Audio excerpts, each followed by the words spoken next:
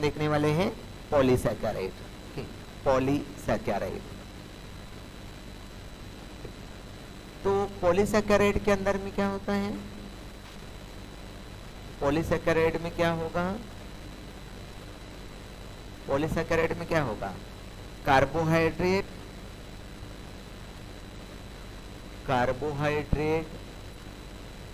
On hydrolysis give large number of monosaccharide unit, large number of monosaccharide unit, large number of monosaccharide unit, उसे हम क्या कहते हैं?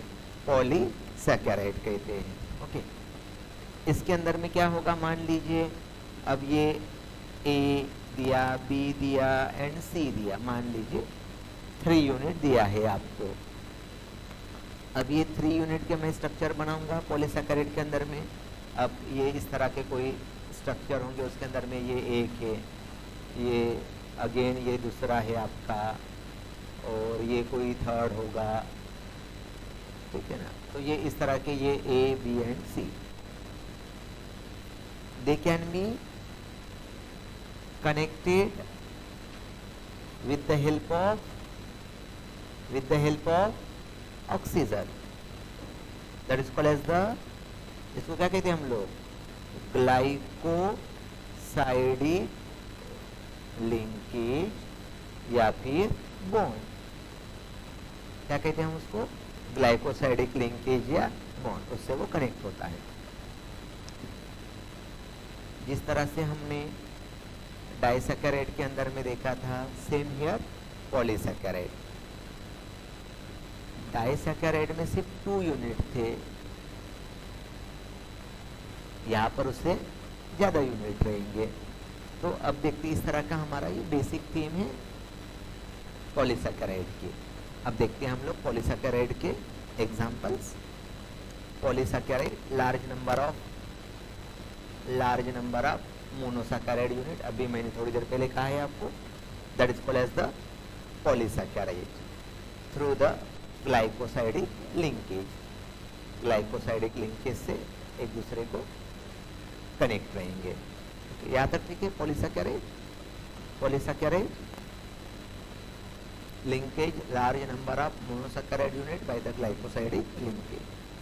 अब हमें इनके एग्जाम्पल देना है, तो हमें यहाँ पर 3 एग्जाम्पल देकर है, देयर आर 3 एग्जाम्पल देकर है, starch, cellulose and glycogen.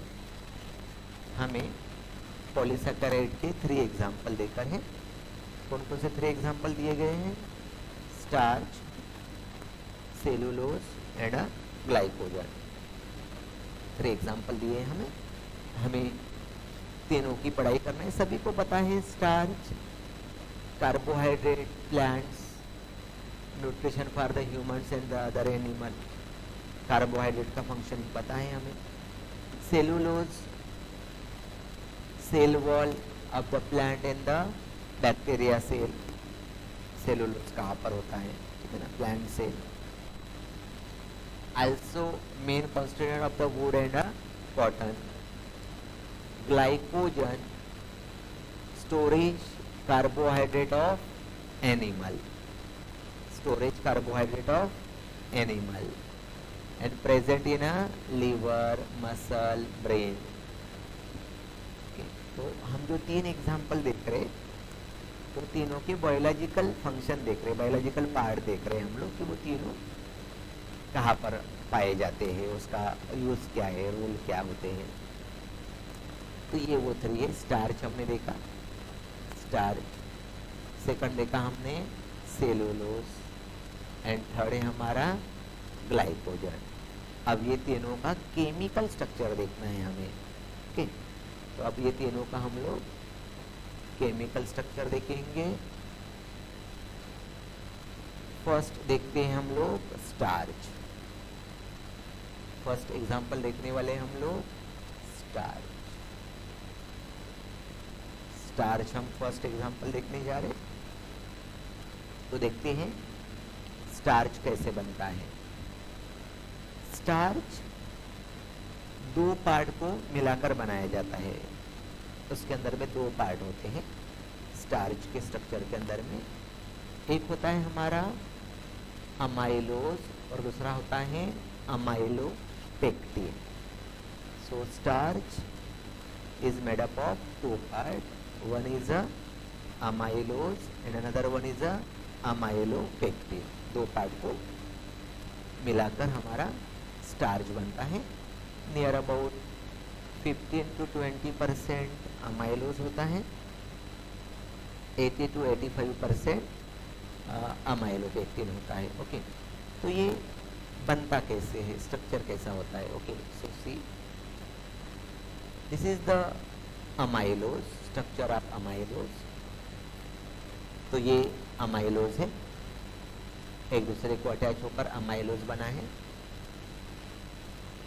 And this is the amylopectin. तो अमाइलोपेक्टिन में क्या होता है, ये क्रॉस लिंक होता है, क्रॉस ओवरलैप होता है एक दूसरे के साथ। मतलब ये बॉन्डिंग देख पा रहे हैं यहाँ पर, अमाइलोज के अंदर में 1,4 ग्लाइकोसाइडिक लिंकेज। तो ये है आपका अमाइलोज, ये भी आपका अमाइलोज। जब वो क्रॉस ओवरलैप होता है, जब वो क्रॉस ओवरलैप होता है, then it converted to the amylopectin. So जो हमारा स्टार्च है वो दो पार्ट को बनाकर मिल रहा है। एक हमारा पार्ट है अमाइलोज और सेकंड पार्ट है हमारा अमाइलोपेक्टिन। ओके, अब दोनों पार्ट के बारे में हमें थोड़ा सा और डिटेल इंफॉर्मेशन दे रहे, ठीक है, दोनों पार्ट के बारे में। तो यहाँ पर जो हमारा अमाइलोज है is soluble in water and blue color complex with iodine। Water soluble होता है, बस इतना याद रखना है कि वो वाटर सोलूबल है।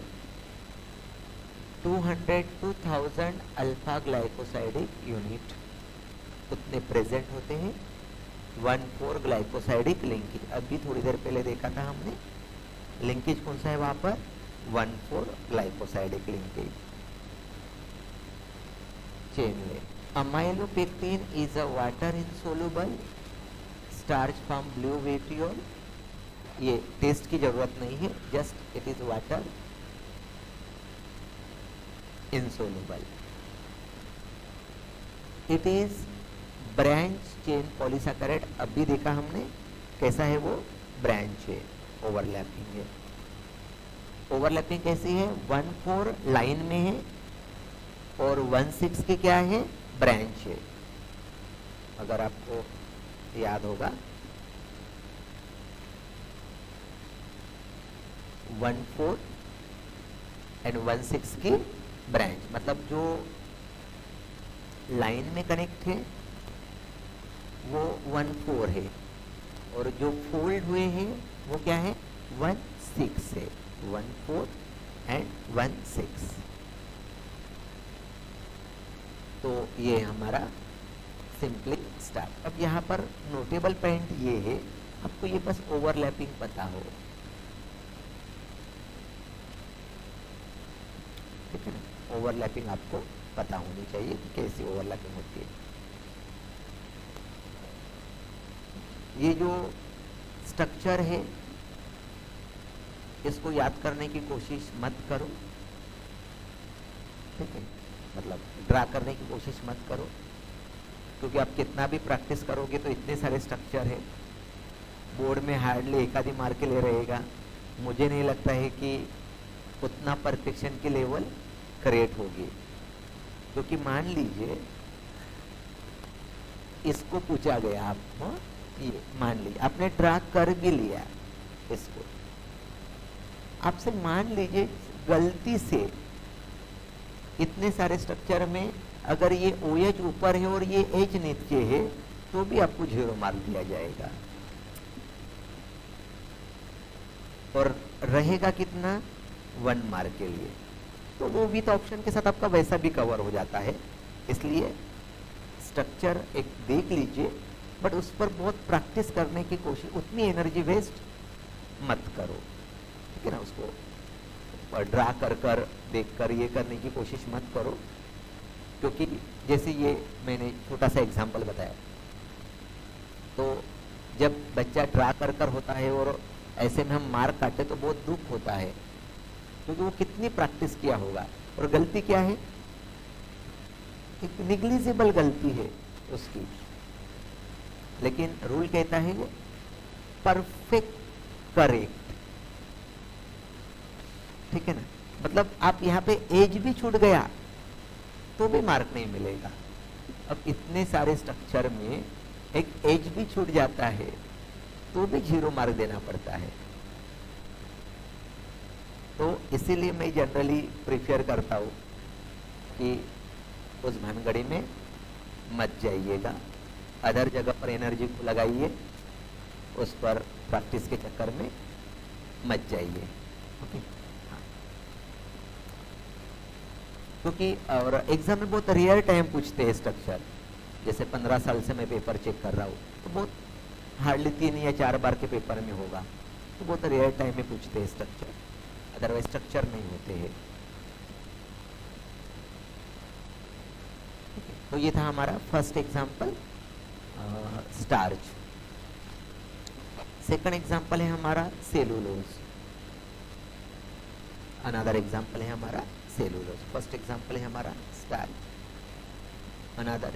आपके पास टेक्स्ट बुक है तो आप उसको अंडरलाइन कर सकते हो, टेक्स्ट बुक नहीं है तो जो भी मैं ये जो अंडरलाइन वर्ड कर रहा हूँ उसको आप नोट डाउन कीजिएगा, वो छोटी छोटी वर्ड्स जो आ रहे उसके अंदर में, या घर में जाकर देख लीजिएगा उसको एक बार। टेक्स्ट बुक तो सभी के पास है ना, हाँ, थोड़ा सा एक बार घर में जाकर देख लें। मैं क्वेश्चन तो वैसे दूंगा ही, हम प्रैक्टिस तो करते ही है। सेलुलोज, अनदर एग्जांपल है सेलुलोज, हमारा सेलुलोज। आज ये पेन बहुत अच्छी लिख रही है ना मुझे, हाँ अच्छा, सही में बहुत, मतलब इतने में वही सोच रहा था मेरी गड़बड़ता हो रही, आज बहुत अच्छी लिख रही पेन ये। तो जो भी सेटिंग है याद रखना, ये अच्छी सेटिंग है, जो भी है मतलब अच्छी लिख रही है। नहीं मतलब जो भी सेटिंग है बहुत अच्छी लिख रही है, ठीक है। तो cellulose, another example. Cellulose is a straight chain polysaccharide of beta glucose. Beta glucose मतलब पूरे सेलुलोज में कौन सा यूनिट है, बीटा ग्लूकोज ही है। मतलब ये एक आपका बीटा ग्लूकोज हो, ये बीटा ग्लूकोज, ये बीटा ग्लूकोज, पूरे बीटा ग्लूकोज ही है, ठीक है ना, पूरे बीटा ग्लूकोज ही है। तो पूरे वहां पर बीटा ग्लूकोज ही है। लिंक 1,4 ग्लाइकोसाइडी बॉन्ड, 1,4 मतलब मान लीजिए इसका 1 तो इसका 4, 1,4 ग्लाइकोसाइडी बॉन्ड। सेलुलोज, आई थिंक ये, हाँ ये सेलुलोज, ये आपके ग्लूकोज है, ये सभी, ये भी आपका सभी, ये सभी ग्लूकोज, एक का 1 तो दूसरे का 4, एक का 1 तो दूसरे का 4, इस तरह से अटैच है। तो ये आपका स्ट्रक्चर है सेलुलोज का।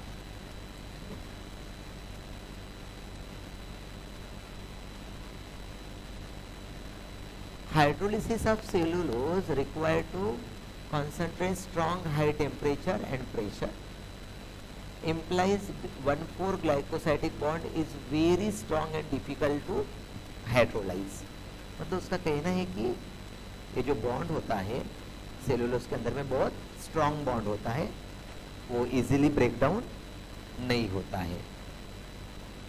ह्यूमन, इसीलिए मतलब वो रीजन बता रहा है कि उसकी वजह से होता क्या है, वो जो स्ट्रांग बॉन्ड है, human do not have enzyme which can hydrolyse this linkage. इसका मतलब हम सेलुलोज डायरेक्टली ईट नहीं कर सकते। क्यों नहीं कर सकते? क्योंकि हमारे पास हमारे बॉडी में वो एंजाइम नहीं है कि उस बॉन्ड को ब्रेक कर सके। मतलब आपने सेलुलोज लिया भी तो भी वो आपकी बॉडी में ब्रेक डाउन नहीं होगा, क्योंकि आपके पास उतना पावरफुल एंजाइम नहीं है बॉडी में कि वो उस बॉन्ड को ब्रेक डाउन कर सके।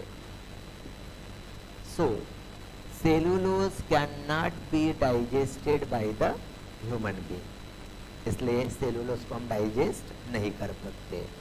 सो as the fibrous content of food useful for the bowel movement, उसके लिए स्पेसिफिक मूवमेंट लगती है उसको डाइजेस्ट करने के लिए। बाउल मूवमेंट जो एनिमल के अंदर में होती है, वो खाना पेट में डालते हैं, उसको बाहर निकालते हैं, फिर से चबाते हैं, फिर से अंदर डालते हैं, that is called as the bowel movement.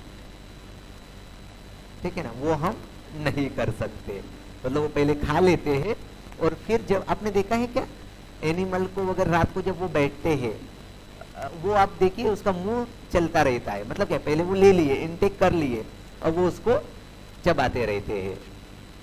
ठीक है ना, तो वो ये लेते हैं, इसलिए हम लोग सेलुलोज नहीं ले पाते हैं। जो एनिमल होते हैं वही ले सकते हैं उसको। तो ये हमारा cellulose. Okay, so this is the structure of cellulose and litter but information about the cellulose. तो ये सेलुलोज के बारे में थोड़ा सा इंफॉर्मेशन। ओके, देन थर्ड है हमारा ग्लाइकोजन। ओके, हमें 3 एग्जाम्पल देखना था ना, तो थर्ड एग्जाम्पल है हमारा glycogen. Okay, glycogen similar, the glycogen has its structure similar to the amylopectin. मतलब आपको फिर से उसको पढ़ना, आपका जो अमाइलोपेक्टिन है वही आपका क्या है, glycogen, but it is more highly branch. मतलब और ज्यादा ब्रांचेस रहेंगे, मतलब स्ट्रक्चर वही आपका, यही स्ट्रक्चर, और ब्रांच और ब्रांच और ब्रांच, स्ट्रक्चर में कोई भी चेंज नहीं। Bonding 1,6,1,4, highly branch, highly foldable, फिर से एक अटैच, फिर से दूसरा, फिर से तीसरा, इस तरह का। ठीक है, तो ये है हमारा थर्ड ग्लाइकोजन। ओके, तो हमने पॉलीसैकेराइड के अंदर में 3 एग्जाम्पल देखे। ओके, तो हम देख रहे हैं बायोमोलिक्यूल। ठीक है, बायोमोलिक्यूल, बायोमोलिक्यूल के अंदर में हमें पढ़ाई करना है बहुत सारे बायोमोलिक्यूल की। उसमें से फर्स्ट पढ़ रहे हम लोग कार्बोहाइड्रेट। फर्स्ट पढ़ रहे हम लोग कार्बोहाइड्रेट। कार्बोहाइड्रेट को क्लासिफाई किया गया था बहुत सारे टाइप में, मोनो सैकेराइड्स, डाइसैकेराइड एंड पॉलीसैकेराइड, इस तरह से। मोनोसैकेराइड के अंदर में हमने 2 एग्जाम्पल पढ़े, one is a glucose and another one is a fructose. 2 example पढ़े, ग्लूकोज एंड फ्रुक्टोज। डाइसैकेराइड में 3 एग्जाम्पल पढ़े। 3 एग्जाम्पल बताइए कौन कौन से 3 एग्जाम्पल थे? मेरे ख्याल से नहीं, क्या था, कौन कौन से 3 एग्जाम्पल थे रे? डाइसैकेराइड में starch, sucrose and lactose, I think lactose. 3 example देखे थे, starch, sucrose and lactose. Polysaccharide में ये पॉलीसैकेराइड में नहीं, स्टार्च तो इधर है ना। पॉलीसैकेराइड में स्टार्च और सेलुलोज एंड ग्लाइकोजन। फिर इधर एक छूटा ना हमारा डाइसैकेराइड में, डाइसैकेराइड के 3 एग्जाम्पल थे ना हमारे। डाइसैकेराइड के 3 एग्जाम्पल, हाँ, सुक्रोज, मैल्टोज, लैक्टोज। सुक्रोज, लैक्टो मैल्टोज, यहाँ पर मैल्टोज। तो ये हमारी बन गई कार्बोहाइड्रेट की स्कीमेटिक डायग्राम। क्या क्या पढ़े, हाँ, तो इस तरह से आप भी नोट कर लीजिए ताकि आपका क्या जिसको हम वन टिक रिवीजन जिसको बोलते हैं। Carbohydrate, monosaccharide 2 example, disaccharide 3 example, polysaccharide 3 example. कितना पढ़े हम लोग? तो इस तरह से ये हो गया हमारा कार्बोहाइड्रेट कंप्लीट। कार्बो सिर्फ एक ही हुआ और भी है, सिर्फ एक ही पढ़े हम, ठीक है। चलिए तो हम लोग क्वेश्चन लिख लेते हैं थोड़ा सा। Explain the structure of, explain the structure of sucrose, maltose and lactose. What is polysaccharide? What is polysaccharide?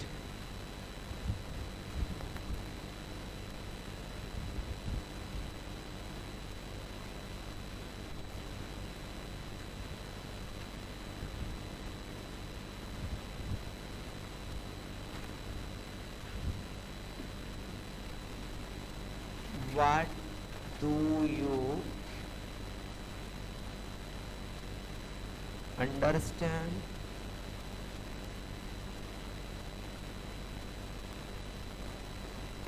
by the term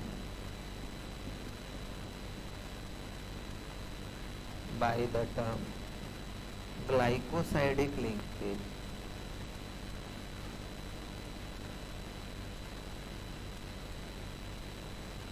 Glycosidic linkage.